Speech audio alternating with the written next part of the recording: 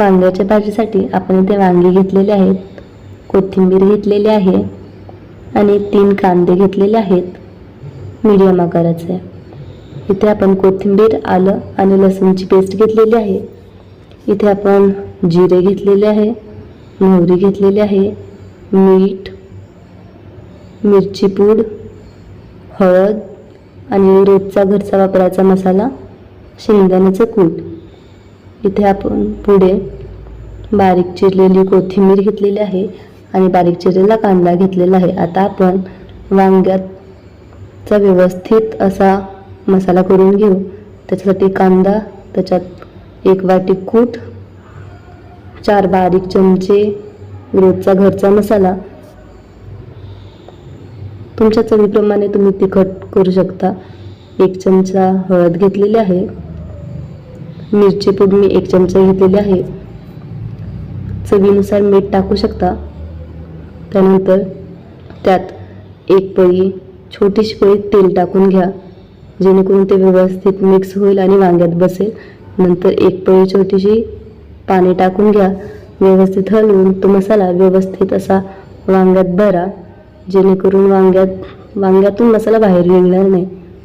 बघा, तुम्ही बघू शकता.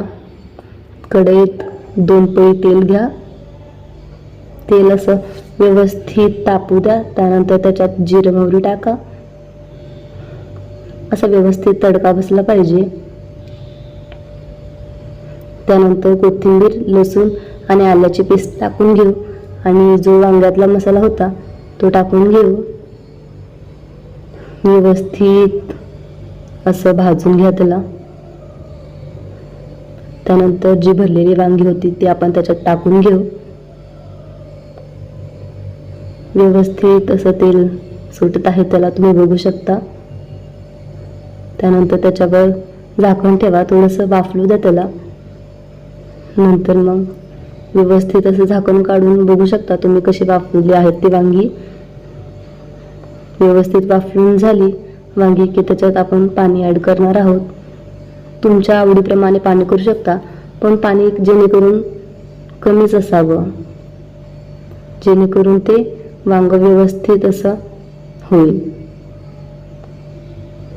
तुम्ही बघू शकता इथे मी थोडंसं वरून कूट टाकलेलं आहे, जेणेकरून त्याला घट्टपणा येऊ शकतो. बघा, व्यवस्थित सर्व टाकून झालेलं आहे, तुम्ही बघू शकता.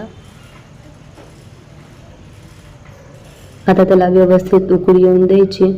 हे बघा, व्यवस्थित अशी उकळी आली की झाकण ठेवा थोडंसं. नंतर तुम्ही उघडून बघितलं की बघायचं वांग शिजलं का. इथे वांग व्यवस्थित मऊ शिजलेलं आहे आणि व्यवस्थित असा कटही आलेला आहे वांग्याला. बघू शकता तुम्ही, अस्सल गावरान पद्धतीचं वांग आहे हे.